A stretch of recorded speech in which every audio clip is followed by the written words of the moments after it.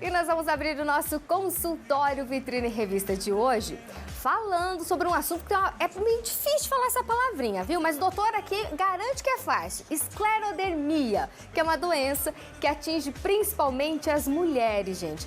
Então, pra gente falar mais sobre esse assunto, pra gente entender um pouquinho mais, deixar vocês bem informados, estou recebendo o nosso super médico reumatologista, o doutor Márcio Augusto Nogueira. Boa tarde, doutor, tudo bom? Boa tarde, Patrícia, tudo ótimo, bom 2023, obrigado pelo convite e falou certinho o nome da doença. Opa, então já comecei na vantagem, doutor. Tá Feliz bem. ano novo pra você também, Obrigado. viu? Doutor, então agora explica pra gente o que é essa doença. Perfeito, o próprio nome diz, Patrícia, esclero, do grego é duro, dermia, pele.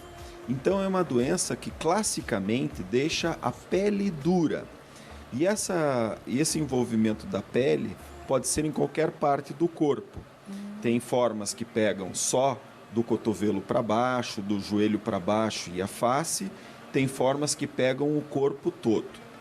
E o grande problema dessa doença é que ela faz manifestações internas no corpo. É uma doença reumática bem conhecida.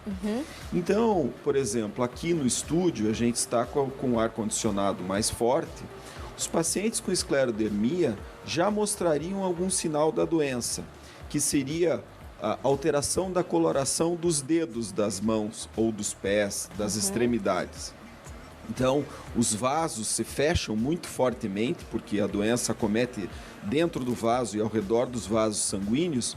Então, a mão da pessoa, os dedos ficam bem pálidos, brancos, como se estivesse faltando circulação e realmente está faltando. Com o progredir desse vasoespasmo, do vaso ficar contraído, vai ficando com as extremidades mais roxas, né? Então, por exemplo, essa temperatura aqui já seria suficiente para gerar esse fenômeno que a gente chama de fenômeno de Raynaud, onde fica pálido os dedos, na sequência fica roxo e depois pode haver uma terceira fase que fica vermelho. Esse é um marcador desta doença, que é o fenômeno de Raynaud. Qualquer exposição a um frio leve já manda essa resposta no corpo, nas extremidades. Agora, o senhor falou que a pele fica dura, ela vai endurecendo, mas assim, ela vamos dizer, do cotovelo para baixo, o braço fica duro, doutor? A pele fica como uma couraça, um couro mesmo.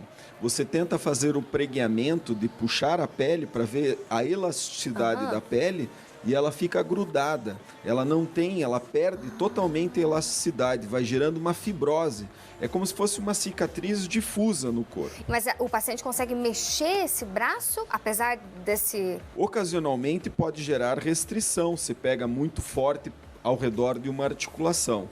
Mas ele vai sentindo aquela pele ficando mais dura e a pele fica ressecada, pode manchar. Então, como eu estava falando, além da pele desse fenômeno vascular, faz parte das doenças reumáticas, então é comum ter dores nas articulações, inchaços de manhã, acordar com dor, com dificuldade de mexer as mãos. E os órgãos internos que são acometidos são o esôfago, então dá azia, queimação, dificuldade para engolir, então até a engolida inicial desce, mas depois o esôfago também fica duro e tem dificuldade para progredir o alimento. E pode envolver o pulmão, que é uma forma grave da doença, o coração e os próprios rins. E o que causa, doutor, essa doença? É uma pergunta que a gente ainda não tem essa resposta. A gente sabe que alguns fatores genéticos estão envolvidos, porque casos na família são mais frequentes, e algum fator ambiental, né? Algo que a gente entra em contato na natureza, uma infecção ou algum produto químico que faz numa pessoa com predisposição genética dar o gatilho para iniciar a doença. Mas reafirmo, o grande marcador dessa doença são pacientes que anos antes, ou às vezes meses antes, começam com qualquer friozinho, a mão ficar pálida, roxa, às vezes é num dedo só.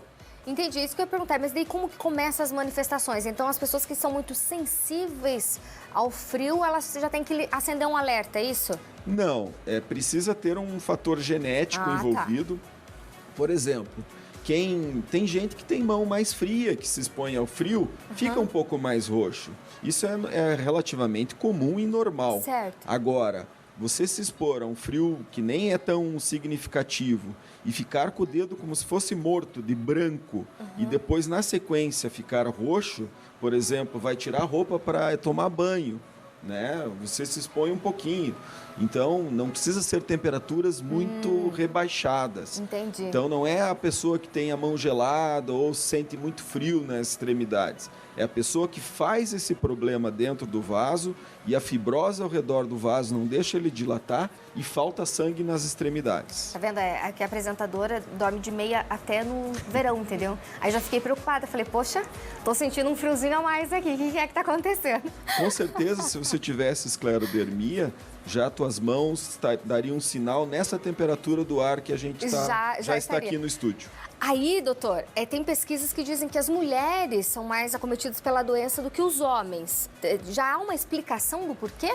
Não é um fenômeno bem entendido, mas a gente sabe que pelo menos mais de 5 vezes a preponderância no sexo feminino. A gente sabe que as doenças autoimunes têm uma relação maior com o sexo feminino.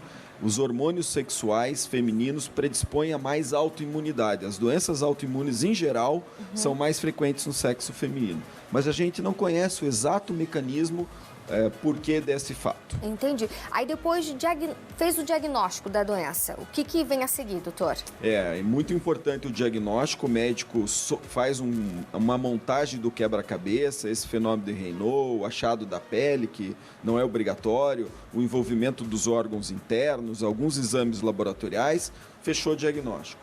E você trata esse paciente conforme como a doença agrediu aquele caso. Se é só a pele, tem remédios, tem creme só para a pele, tem formas que não envolve os órgãos internos, que fica só na pele, que a maioria vai para o dermatologista e o dermatologista trata, a não ser que precise de uma droga imunossupressora que o colega não esteja habituado, daí a gente participa do tratamento.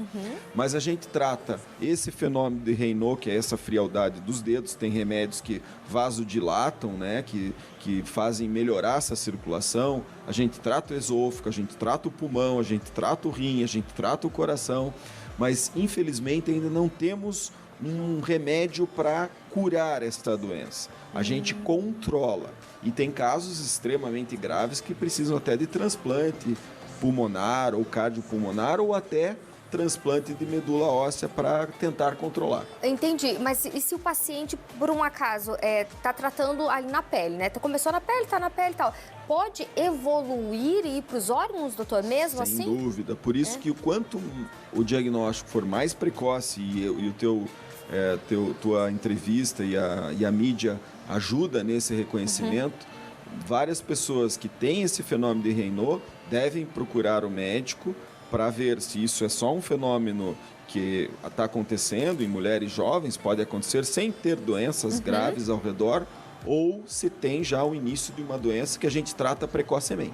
Entendi. E daí, durante o tratamento, está tratando o esôfago, tratando os órgãos, consegue, estagnar, parar? Uma boa parte, sim. Alguns casos, como eu falei, que são extremamente graves, cada vez menos, felizmente, porque o arsenal terapêutico vai melhorando. Alguns casos, a gente precisa trocar aquele órgão, né? Isso só pode acontecer, porque a doença venceu naquele órgão. E tem estudos e já grupos fazendo transplantes de medula para tentar resetar todo esse sistema imunológico do paciente. É como se a vida imunológica dele fosse começar novamente. E sobre crianças, por exemplo, também pode afetar crianças ou mais, temos ali o público mais atingido, mulheres, o quê? Numa meia-idade, doutor? Exato. O grupo principal da esclerodermia são mulheres ao redor dos 40 a 50 anos. Mas existem casos de esclerose de esclerodermia juvenil que começa na infância. É bem mais raro, mas pode ocorrer também. Ou seja, os pais também têm que ficar atentos nas crianças que muitas vezes não conseguem falar, né, sobre sintomas, não conseguem descrever esses sintomas. Doutor, como que pode, né, doenças, a maioria nas mulheres é a partir dos 40, 50, o que acontece? Vira uma chavinha depois dos 40, doutor? Pois é, muda nosso corpo, muda nossa imunidade, né, então a gente se expõe a mais situações, mais infecções, mais coisas químicas. Então, nosso metabolismo, nossa resposta imunológica vai mudando, né? Por isso que a gente não pode ficar esperando ali os 40 para começar a cuidar, né, doutor? Isso tem que acontecer bem antes, né? Essa é a chavezinha, né? Dormir bem, se alimentar de forma adequada, sem nenhuma droga que vai evitar o envelhecimento, essas coisas, é tudo um sonho de consumo, né? Mas a gente se cuidar no dia a dia, cuidar do corpo, cuidar da mente, para tentar evitar doenças, né? E tem coisas que são inevitáveis. Isso, e daí quando acontece, se você estiver com o seu check-up, né, que é importante estar fazendo o check-up, ter o seu médico, tá ali em dia, você consegue começar o tratamento mais cedo e as chances de um tratamento com sucesso são maiores. Perfeito, Patrícia. Esse é o segredo, detecção precoce dos problemas de saúde. Perfeito, doutor. Muito obrigada pela presença nessa primeira semana do ano, viu? Eu que agradeço. Obrigado. E até uma próxima. Até mais. Um abraço.